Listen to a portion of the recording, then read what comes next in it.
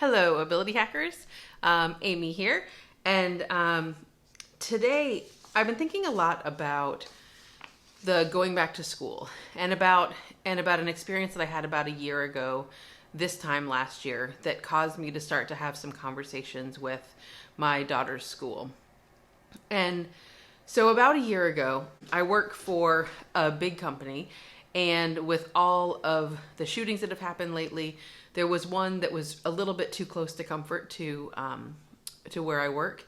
And so our company started having these safety meetings where they had, security offers come in and talk to big groups of people at each office site to talk about what do you do if you have an emergency situation, and specifically if there's an active shooter that gets on site to our offices somehow.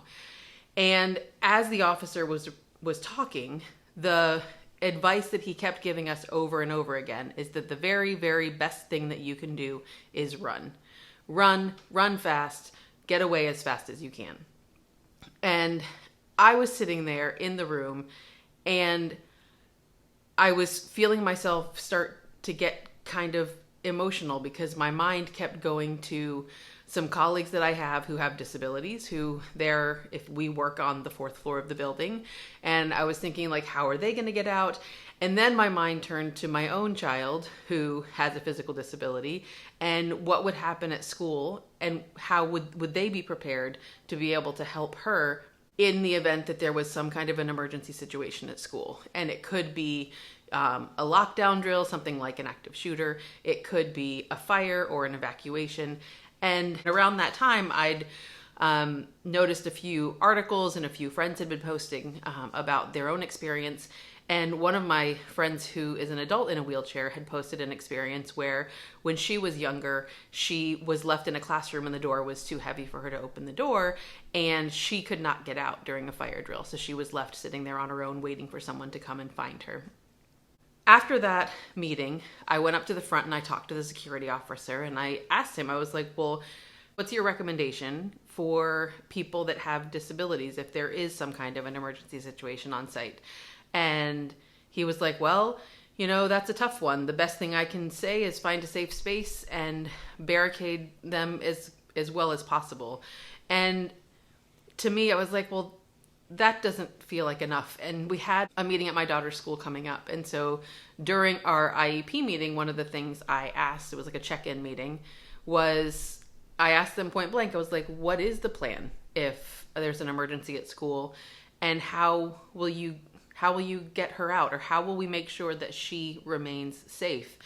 And they actually told me a story about how her teacher that year, she was in first grade, that the kids during one of the fire drills had asked that very question, like, how are you going to get Lily out? If we all have to run, she's not going to be able to keep up with us. So how are we going to get her out and make sure that she's safe? And her teacher at the time said, don't worry, worst comes to worst, I'll just pick her up and carry her myself, throw her over my shoulder, and we'll run. But she's getting bigger, and over the next couple of years, that's not going to be possible anymore for someone to carry her outside the building, or at least not one person, especially if it's someone with a smaller frame who may not be as strong. And to complicate these things even further, it's a 2-floor school. And right now, her classrooms are all this past year, her classrooms have all been on the first floor. But next year, this coming year, her classroom will most likely be on the second floor, which adds a whole different set of complications. And so I asked them, can you put together a plan so that we know in each of a variety of different situations? So if we're talking about a fire or an evacuation, what's the plan for that? If it's a lockdown drill, what's the plan for that? And if it's a tornado drill, what's the plan? I have to give a ton of credit to them because they did actually, they had thought about it, they had talked about it, but there was nothing written down. And so, I see your note about, that they ought to have a plan. And they did have kind of a general loose plan. But in my mind, I wanted something where people have already been have been trained on it, where it's agreed to, and making sure that if we have any equipment that's necessary, that's in place as well. And so over the course of the year, when we had our next IEP meeting, they came to me with an actual written plan. And I hadn't asked them about it again, so I was pleasantly surprised that at our IEP review, they walked in with a draft of a plan, and I can post copies of how they put it together if anybody's interested in that. But basically, they put together her name, her grade, the goals of the plan, which this particular one was to ensure she's safe during all emergency situations and to transport her in a safe and time-efficient manner. And the purpose of this document was to make sure that the staff that interacts with her, both her teachers, the principal, her intervention specialist, the educational aides, any other specialists she works with, the student director of services, counselors, and nurse secretaries, all are informed about what the plan is, if there's an emergency situation, and how do they handle it.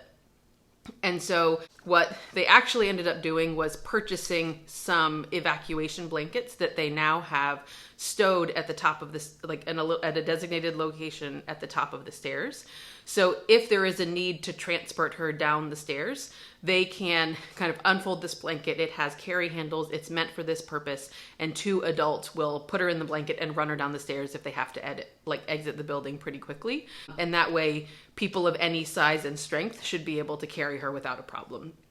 She is still an elementary school kid. They have it broken down into different kinds of emergency situations, fire and evacuation, and then they have it broken down into, in the event that she's on the 2nd floor during a fire emergency or evacuation, she'll be lifted by 2 adults with the evacuation blanket and carried down the stairs to a safe location. This blanket is stored in designated locations next to the stairwell on the 2nd floor. And if the blanket is inaccessible and there's imminent danger, then she'll be lifted by 2 adults, one supporting her head and trunk, the other supporting her legs, and carried down the steps to a location that's deemed safe. In the event that she's on the 1st floor during a fire emergency or evacuation, then she'll exit the building by walking to the nearest exit, accompanied by a supervising adult. So she uses crutches, and when she's in the mood to go fast, she can go pretty fast, but stairs are really, really slow for her. So that to me was a pretty significant barrier.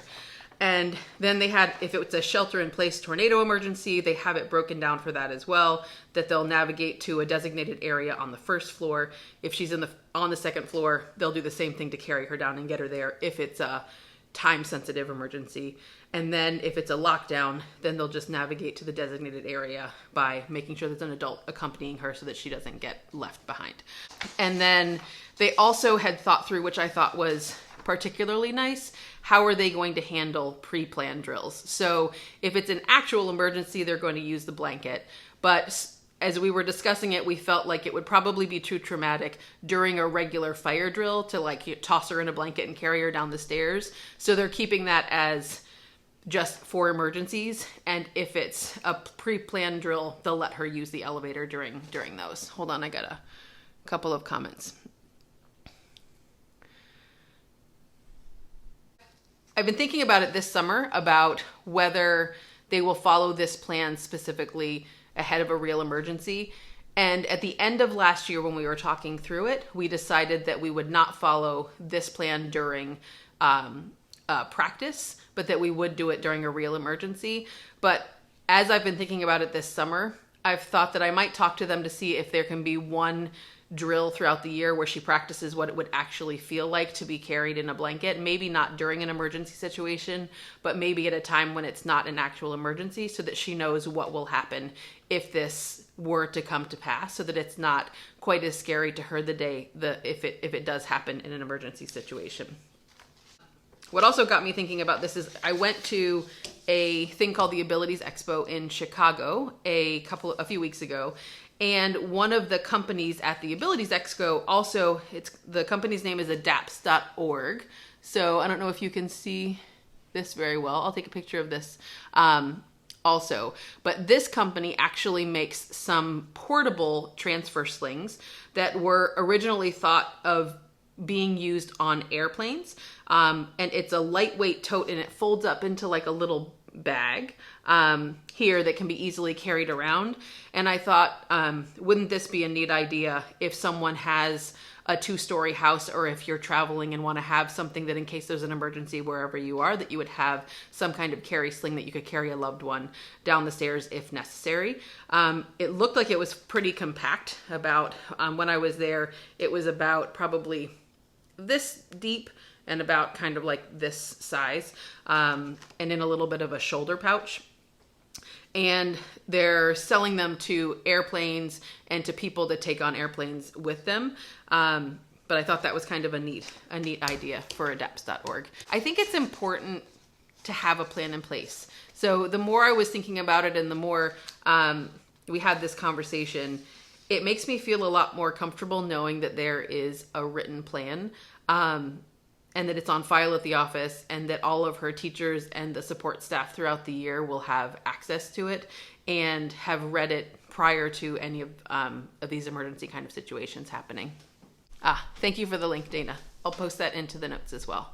And so I will post a link to this adapts.org, and as well as I'll take pictures of our plan. I've blacked out names and stuff just because that way you can use it as a template, and we're not putting all of our teachers' personal information and principals' names and things like that out there in public. I've been talking to some other parents recently about somebody on a board that I'm on posted about how they were looking to see what kind of plans people had in place at their schools, because at their school they were told that their son, who uses a wheelchair, would need to kind of stay in a designated area upstairs, and that the firemen who would come to help, or the emergency personnel that would come to help, would know to go and look in that area to go retrieve him professionally.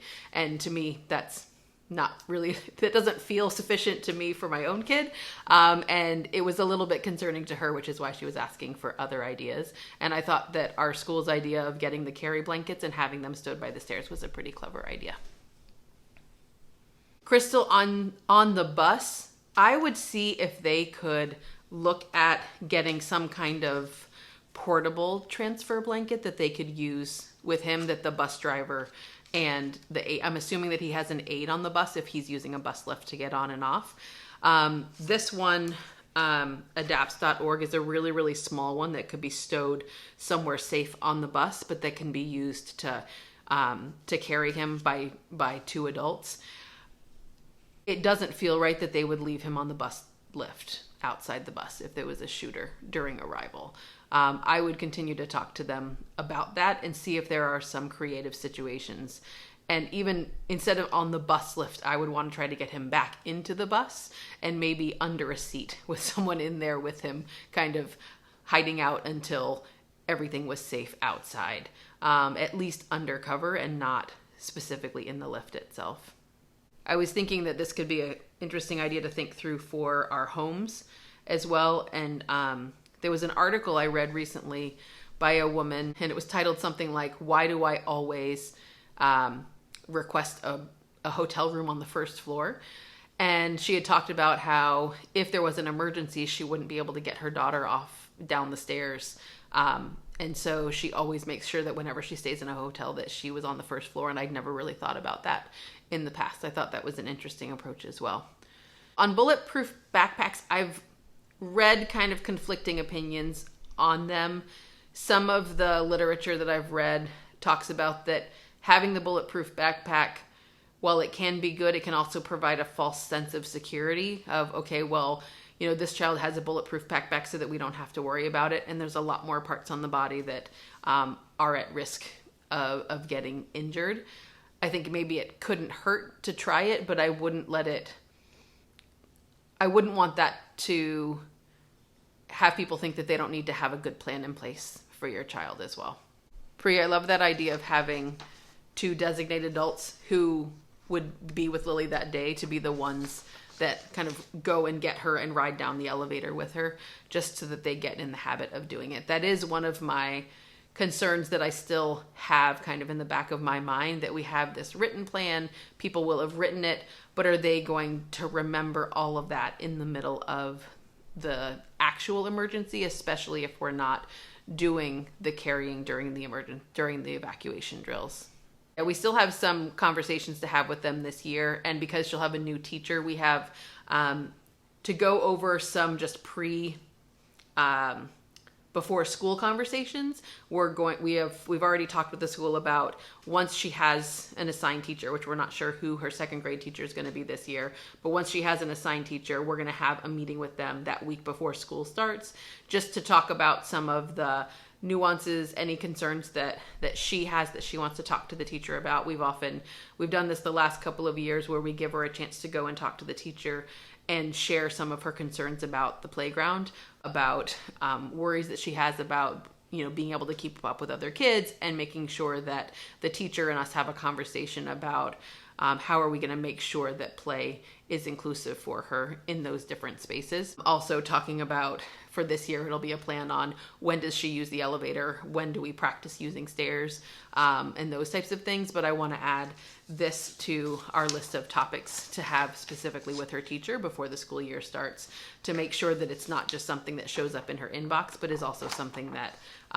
she has read and digested and really thought about and even talked to us about, so that it's more top of mind for her. With your son who's in preschool and has, a wheelchair, but then has different equipment throughout the day, it could be worth thinking through the plan of what are the different types of situations that he might be in throughout the day. And if he's in his wheelchair, how would they handle it? If he's in a different piece of equipment, like if he's in a mobile stander or something like that, how would you handle it? And then, and kind of work with them on what would the plan be in each of these situations. Because my thought would be, I wouldn't want them to necessarily, especially if it's a true emergency, take the time to move him out of his mobile stander and try to get him back into the wheelchair if that's going to be a lengthy exercise. But if it could be quick, then maybe that is the right call. So I think it's more about you sitting down with the school during, or you can ask for a teacher meeting at any time. I would request a meeting and just say you want to be proactive and get this worked out, and put a plan in place. And if you kind of know what their schedule is throughout the day, or even if you don't, if they can bring the schedule and share with you, here's the plan for, how we would do things throughout the day, it might trigger you to say, well, let's talk about that situation, and let's talk about this situation, and then let's talk about this other situation.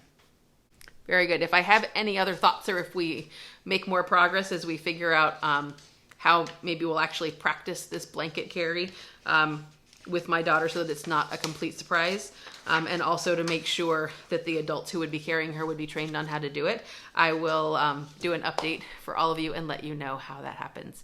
And thanks for watching. It's great to connect with you on a Friday night. I hope you guys are having a great night, and I'll talk to you again soon. Bye.